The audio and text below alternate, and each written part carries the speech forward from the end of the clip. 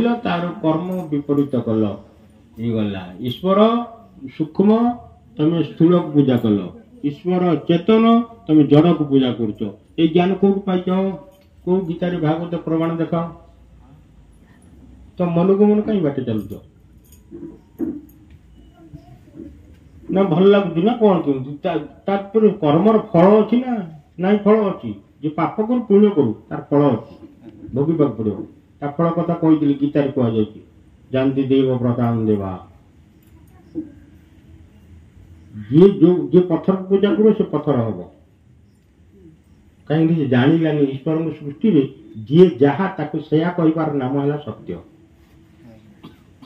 पृथ्वी पृष्ठ जी जहा सया कहबार नाम है सत्य गोटे व्यवहारिक सत्य और गोटे पारमार्थिक सत्य दी प्रकार सत्य तो व्यवहारिक सत्य रे आम जी जहा सया कहवा सया न कह तुम जो ईश्वर भगवान ठाकुर कौच से कमी ठाकुर हम कहीं ज्ञानी गुणी कौन कर चली जी जो संसार भितर छोट छोट छुआ गुड़ा तो आखि आगे देखुच बाली दोली खेलुं भात माछ तरकारी विभिन्न बड़े कर सत्य बड़ लोक देखले से कहते से पिला खेलुच कि जानी से बड़ लोक मान खेल छोट छुआ से भल ठीक बोली भावुचे से छुआटी जो खेल कर छोट अवस्था जो बड़ हो जाऊँ जौवन प्राप्त होगर हो जाऊँ पूजा करुचे छाड़ी दौर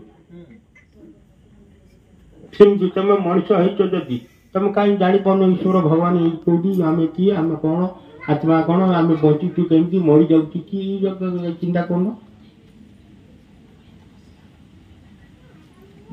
पचार बुझ बुझिक कार्य कर तुम जिते जिते कर्म सब कर दिन राति कहीं ईश्वर को निंदा करने कथा हूँ कहीं ना ईश्वर आमको सृष्टि कर दिन डाकबनी जहाँ पानी पवन चलुच जार पृथ्वी पृष्ठ पृथ्वी आप तेज वायु आकाश जो पांचटा भूत ना तुम चल पार से हिंदू हूँ मुसलमान ख्रीष्टान जी हो पृथ्वी ना केमी चल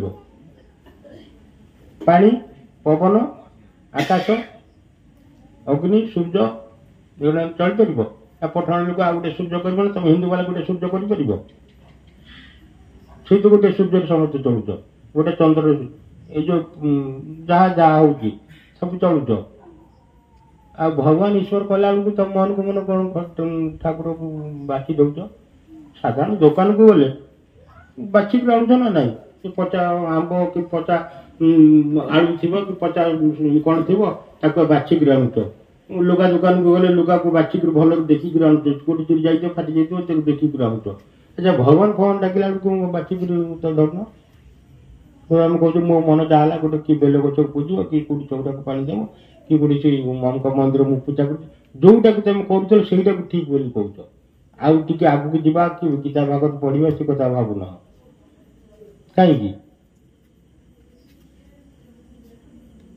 तेणु ईश्वर को जान बुझिक धरवा तेणु गाँवली कथार कहते पानी पीब छाणी पैसा नब गणी गुरु कर चिन्नी गुरु कर चिन्नी पैसा नब गणी पानी पीब छाणी ये पूरा देश कहानी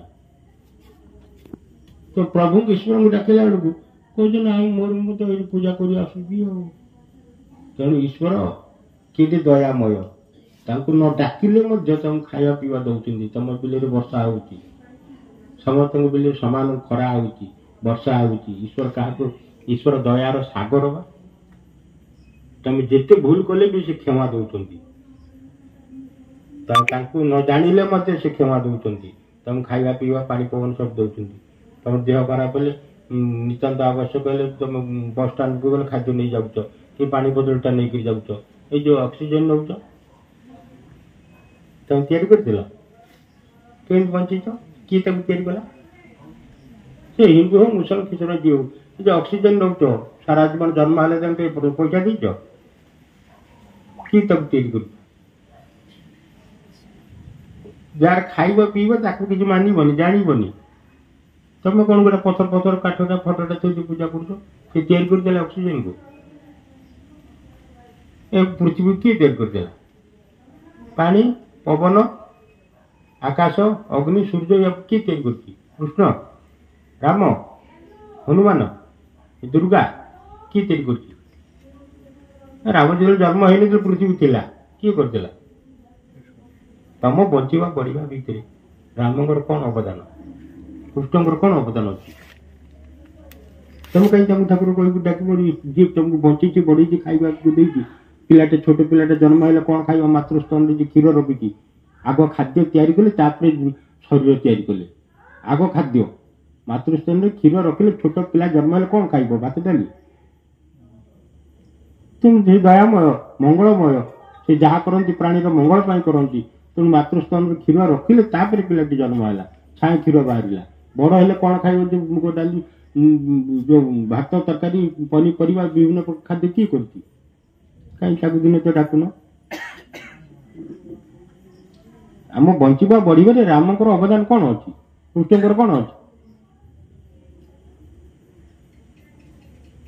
नाई तुम सब कौन कहता को स्वेच्छाचारी गीता भागवत मानिलनी साधु सन्त कथा बुझिलनी मानिलनी कि कौन सी शब्दर अर्थ भी जानिलनी केते दिन सेमती चलो चलिए पृथ्वी तो आस्ते आस्ते ध्वंस आड़ को जीव कहीं तुम जी तुमको बंचे खावा पीवा दे रखी दिन जानिलनी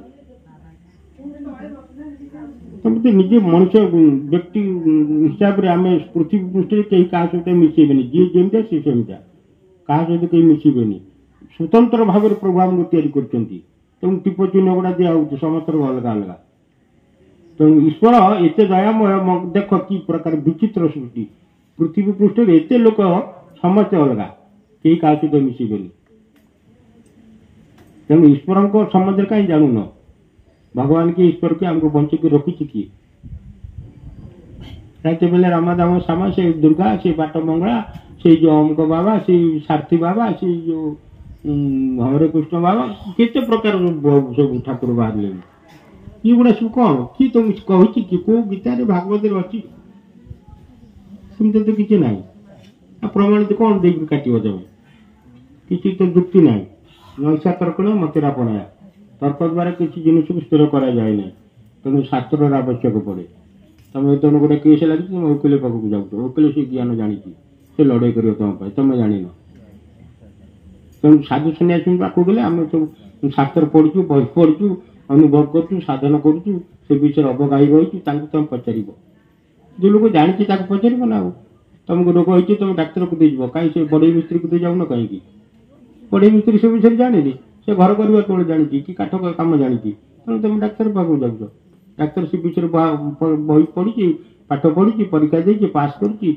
ज्वर हेल्ले कौन खावा पड़े से जानी पाखक जाऊँ से भाई साधु संग करने कहुई ईश्वर भगवान विषय साधु सन्यासी मैंने कहे तुम जमी गुरु विषय चाषबास कमी तुम जानी तुम कहीदेव सेमती ईश्वर ठाकुर भगवान के तुम साधु सन्यासी मैंने कहे संसारी को संसारी लोक और सन्यासी दुईटा आगुरी थे तो ब्रह्मचर्य गृहस्थ आउ वानप्रस्थ सन्यासी चारोटी आश्रम आश्रम भर तुम गृहस्थ ये गोटे गोटे सब आश्रम गृहस्थ लोक मान सन्यासी हाँपी कहुई 52 वर्ष हेले जी जंगल को वन पकड़ कंदमूल पिंधे बुकर बकल तो ईश्वर को कहीं तुम अवमानना कहीं करुच ईश्वर को मानुन कहीं मानुच कहीं ईश्वर को जान आग जाना भागवत कह चिन्ह भजिले विष्णु माया से हरि करे दया विष्णु माया को सत्य बुझी प्राणी अच्छा मजी तो ईश्वर किए भगवान किए कौटी रोचती काम कौन सी कि भाया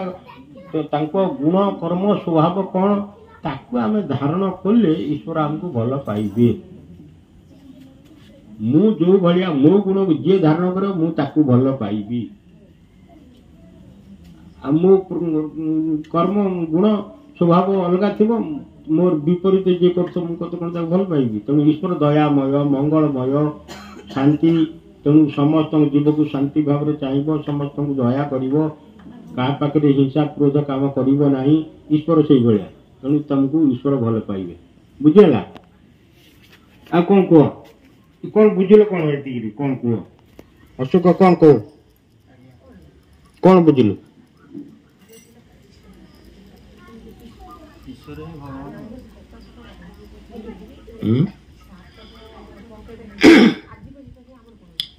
हाँ तमें कौन कर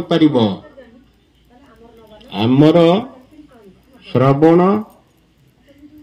प्रथमे आग जानिबा बाटर रास्ता गोटे लोक जाऊँगी तुम ताको चिन्हिच जानिच ता ना धरी डाकिले शुणव भागवत जहाँ कहले चिन्ह भजिले विष्णु माया से हरि करे ताको दया ताको चिन्हिच जानिच ताको डाकिले रास्ता जाऊँगी शुणव से तुमको कह अमुक लोक डाकुच भाई राम बाबू शुण शुण से आसब तुम ता ना जानी ना से कौटिकार लोक केते सम्मान पाइबा लोक जानी ना ताको हो डाकिले शुणबनी से भाव आउ क्या डाकुची तेणु ईश्वर को आग जान ईश्वर किए से कौटी रहती गुण कर्म स्वभाव कौन ताको जानी ताके ईश्वर को आम डाकिबा विष्णु माया को सत्य बुझी प्राणी अच्छा एते मजा कहते वैष्णवी माया ये संसार जो धन जन पुत्र दुईटा मोर धन मो घर मो संपत्ति मोर संसार सबकि मोर मोर भितर आ कहते वैष्णवी माया मोह तेणु आम मैंने ताकू जानिबा साधु सन्यासी मान पाखर जानिबा ज्ञानी मान पाखर जानिबा कौन दर्शन उपनिषद पढ़ा मुख्य कर्म युवाक आग का काम तेणु आम समस्ते कौन करवा पढ़ा बुझा बुझी सारी कार्य किसी कले हम काम न कले कि हेनी तुम भागवत सब जगह राति सारा पढ़ले धर्म हेनी धर्म धर्म पार्टी कहले धर्म हम पार्टी जो तुम कह खाली चीनी चीनी कहले कौन पार्टी मिठा लगे पार्टी चीनी चीनी तुम जो मद मद एमती 10 थर कहले मिशा हम पा पीले जाए मिशा हम खाली पार्टी जो चीनी चीनी कहला सेमती पार्टी आम धर्म धर्म धर्म भगवान भगवान कहले हेनी भगवान पाइबानी आम किसी धर्म काम करने पड़ो धर्म काम कर आचरण जिनस धर्म को आम निज कर्म आचरण लगेगा ये समस्त करुले से आचरण करुले आम आचरण सिद्ध नुह खाली पार्टी कहूँ तेणुक भारत वर्ष दुर्नीतिर चरम स्थान को गला बाबा कौन अभाव अच्छे साधु सन्यासी मान भारत वर्ष अभाव अच्छे बहुत साधु सन्यासी होती बहुत जगह धर्म प्रवचन हो रामायण भागवत सप्ताह बसुची हरि नाम संकीर्तन हो धर्म कहीं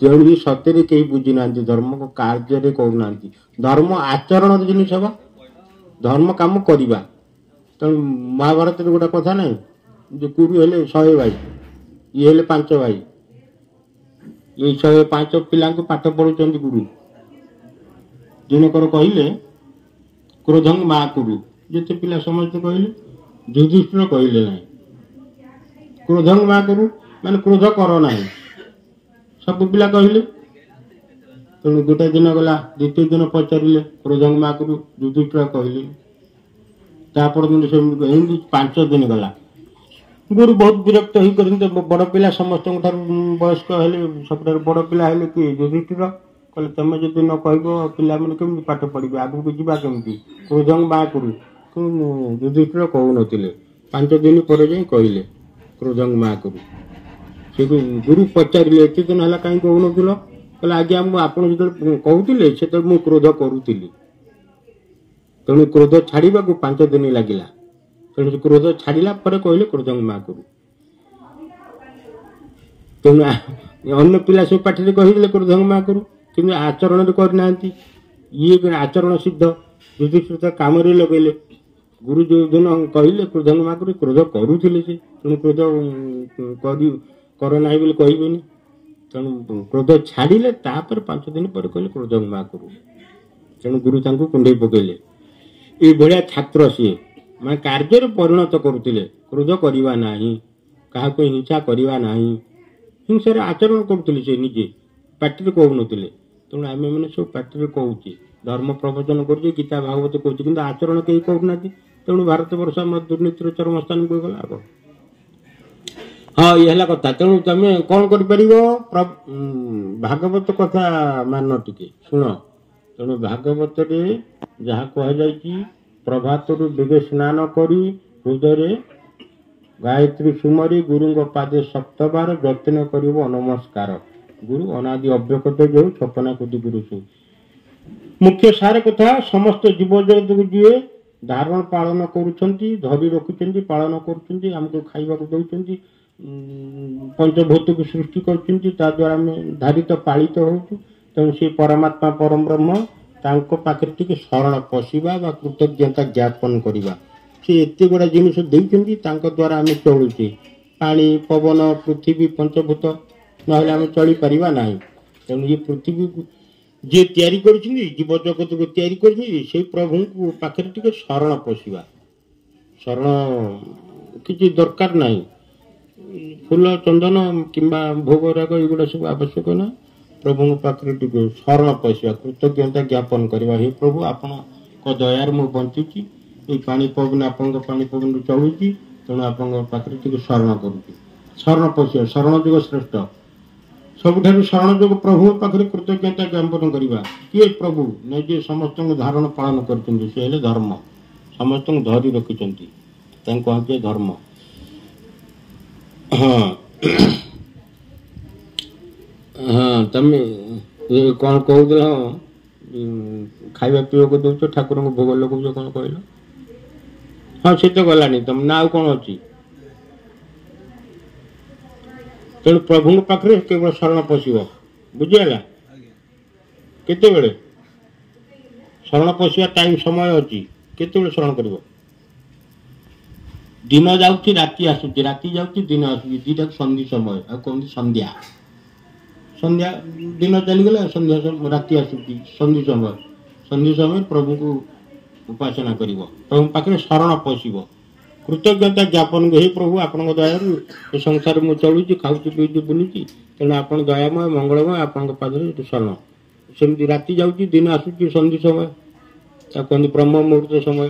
ପାଞ୍ଜିରେ ଲେଖା ହେଇଛି ପ୍ରତ୍ୟେକ ମୁହୂର୍ତ୍ତର ସମୟ। ତେଣୁ 4ଟା ଠାରୁ 5ଟା, 5:30, 1.5 ଘଣ୍ଟାକୁ ବ୍ରହ୍ମ ମୁହୂର୍ତ୍ତ ସମୟ କୁହାଯାଏ। ସେଇ ସମୟରେ ତ ପ୍ରଭୁଙ୍କୁ ଉଠିକି ଶରଣ କରିବ। ରାତି ସୂର୍ଯ୍ୟ ଉଦୟ ହେବା ପୂର୍ବରୁ ଉଠିବ, ସ୍ନାନ କରି ପ୍ରଭୁଙ୍କ ପାଖରେ ଶରଣ ହେବ। ସ୍ନାନ କରିବ। ସ୍ନାନ କାହିଁ କରିବ? ଏଇ ଶରୀରରେ ଆମର ନବଛିଦ୍ର ଅଛି, ତା ଦେହରୁ ମଳ ନିଃସୃତ ହେଉଛି। ଯେ ଆଖି, ନାକ, କାନ, ମଳଦ୍ୱାର, ମୂତ୍ରଦ୍ୱାର, ଏସବୁ ଦେହରୁ କ'ଣ ବାହାରୁଛି? ଭଲ ଜିନିଷ, ବାସନା। ତେଣୁ ତା ଦେହରେ ଯେଉଁ ଦୁର୍ଗନ୍ଧ ବାହାରୁଛି, ତାକୁ ଶୋଧନ କରିବା ପାଇଁ ସ୍ନାନ କରିବା, ଜଳରେ ସ୍ନାନ କରିବା। ଗ୍ରହଣେ ରବିଚନ୍ଦ୍ର ଯେବେ, ପବିତ୍ର ସର୍ବଦ୍ରବ୍ୟ ତେବେ, ମନୁଷ୍ୟ ଦେହ ପଶି ଜଳେ, ପବିତ୍ର ହୁଅନ୍ତି ସ୍ନାନ କାଳେ। ମଣିଷ ଗାଧେଇଲା ପରେ ଶୁଦ୍ଧପୂତ ହୁଏ। ତେଣୁ ସେଥିରୁ ଆଗ ପ୍ରଥମେ ସ୍ନାନ କରିବା। ଶୋଇଥିବା, ଉଠିବା, ଦାନ୍ତପତ୍ର ଘଷି, ଝାଡ଼ ପରିସ୍ରା ଯାଇ ସ୍ନାନ କରିବା। ସ୍ନାନ କଲେ ଶୁଦ୍ଧ ହୋଇଗଲା। ବାହ୍ୟ ଶୁଦ୍ଧ, ବାହ୍ୟ ପବିତ୍ର, ପବିତ୍ରତା ରକ୍ଷା କରି ତା ପାଖରେ ପ୍ରଭୁଙ୍କ ପାଖରେ ଟିକେ ଶରଣ ପଶିବା। କ'ଣ କହିବ? ଧନଜନ, ଗୋପଲକ୍ଷ୍ମୀ କିମ୍ବା ଆଉ କ'ଣ ସବୁ, ସେ ତା ପାଇଁ ନୁହଁ। ନିଷ୍କାମ ଭାବରେ କେବଳ ଶରଣ ପଶିବ। କିନ୍ତୁ ଆପଣଙ୍କ ଦୟାରୁ ସୃଷ୍ଟିରେ ମୁଁ ଚଳୁଛି, ଆପଣ ଦୟାମୟ, ମଙ୍ଗଳମୟ, ହେ ପ୍ରଭୁ, ଆପଣଙ୍କ ପାଦରେ ଶରଣ ପଶୁଛି। ଏତିକି କହିବ, ଆଉ କିଛି କହିବନି, କିଛି ମାଗିବନି। ପ୍ରଭୁଙ୍କ ପାଖରେ ଖାଲି ଶରଣ ପଶିବ, କୃତଜ୍ଞତା ଜ୍ଞାପନ କରିବ। ତାଙ୍କର ପାଣି ପବନରେ ଚଳୁଛି, ତେଣୁ ତାଙ୍କ ପାଖରେ ଟିକେ ଶରଣ ପଶିବା। ଯେତେ କାମ ଥାଉ, ଯେତେ କାମ ଥିଲେ ତାକୁ ଛାଡ଼ିକରି ପ୍ରଥମେ ସ୍ନାନ କରିବା। ସ୍ନାନ କରି ପ୍ରଭୁଙ୍କୁ ଶରଣ କରିବା।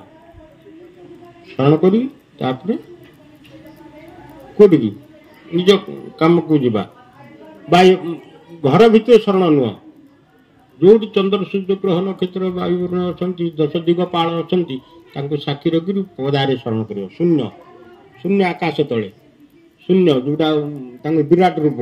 ଆକାଶ ହେଉଛି ମସ୍ତକ, ପୃଥିବୀ ହେଉଛି ପାଦ, ଦିଗଗଣ ହେଲେ ତାଙ୍କର ହସ୍ତ, ଚନ୍ଦ୍ର ସୂର୍ଯ୍ୟ ହେଲେ ତାଙ୍କର ଚକ୍ଷୁ। ଏଇଭଳିଆ ଭାବି କୋଉଠି? ବାହାରେ ଶରଣ କରିବ। ନା ଆଉ କ'ଣ ଅଛି? ବାହାରେ ଶରଣ କରିବ, ଏଇଟା ଭାଗବତରେ ଅଛି। ଶରଣ କରିବ ପ୍ରଭୁ। କୋଉଠି ଶରଣ କରିବ? ନା ଗଗନ, ଗଗନ ସବିରଣ ଜ୍ୟୋତି, ଜୟ ବାସ ଲୀଳ ଧରିତ୍ରୀ, ନଦୀ ସରିତ ତରୁ ତୃଣ, ସ୍ଥାବର ପର୍ବତ ଜଙ୍ଗମ, ଏ ସର୍ବ ବିଷ୍ଣୁଙ୍କ ଶରୀର, ଭୂତଙ୍କ ବାହ୍ୟ ଅଭ୍ୟନ୍ତର, ହେମନ୍ତ ଭାବି ହୃଦଗତେ, ପ୍ରଣାମ କରୁଥିବ ନିତ୍ୟେ। ଭାଗବତ କଥା। ଶରଣ କରିବ କୋଉ ଜାଗାରେ? ନା ଗଗନ ସବିରଣ ଜ୍ୟୋତି, ଯୋଉଠି ଆକାଶ ଦେଖାଯାଉଛି। ଆକାଶ ପ୍ରଭୁ କେମିତା? ତାକୁ କୌଣସି ଉପମା ଦେଇ ହେବନି। ଆକାଶ ଭଳିଆ। ଆକାଶ କୋଉଠି ସରିଛି ଏପର୍ଯ୍ୟନ୍ତ କେହି କହିପାରିନାହାନ୍ତି। କୋଉ ଜ୍ଞାନୀ, ବୈଜ୍ଞାନିକ, କୋଉ ଜାହାଜ ଉଡ଼ାଯାଏ କେହି କହିପାରିବେନି। ଆକାଶ କୋଉଠି ସରିଛି କେହି କହିପାରିବେନି। ତେଣୁ ଆକାଶ, ଆକାଶବତ୍। ବ୍ରହ୍ମଙ୍କର ଗୋଟେ ଉପମା ଦିଆଯାଇଛି। ବ୍ରହ୍ମ ବୃହନ୍ ଧାତୁରୁ ବ୍ରହ୍ମ ଶବ୍ଦ, ବିରାଟ। ତାଙ୍କଠାରୁ ବଡ଼ କେହି ନାହିଁ, ତାଙ୍କର ସମସାମୟିକ କେହି ନାହାନ୍ତି, ତାଙ୍କଠାରୁ ଛୋଟ କେହି ନାହାନ୍ତି। ସେ ହେଲେ ବ୍ରହ୍ମ।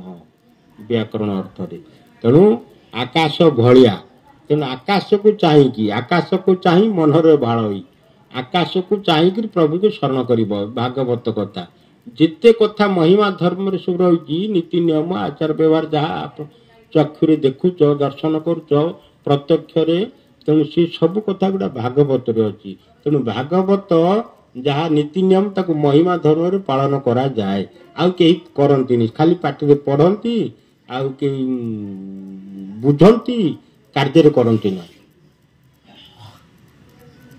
केवल महिमा धर्म करा जाए महिमा धर्म कौन मन गढ़ा धर्म नुह शास्त्र सम्मत गीता भागवत शास्त्र सम्मत शिक्षा है महिमा धर्म तो महिमा धर्म ताकू पालन करा जाए जो कथा कहगला शरण करने कथा तेणु प्रभात स्नान कर शुद्ध पुत हो प्रभु पाखे शरण कर शरण कर किसी खाद्य ग्रहण कर निज कर्तव्य कार्य को जीव तेणु जिते कम था 100 कम थे छाड़ी स्नान कर 1000 कम थे छाड़ी खाइब आउ लक्षे कम थे छाड़ी पर उपकार कर कोटी कम थे छाड़ी प्रभु पाखे शरण पशिब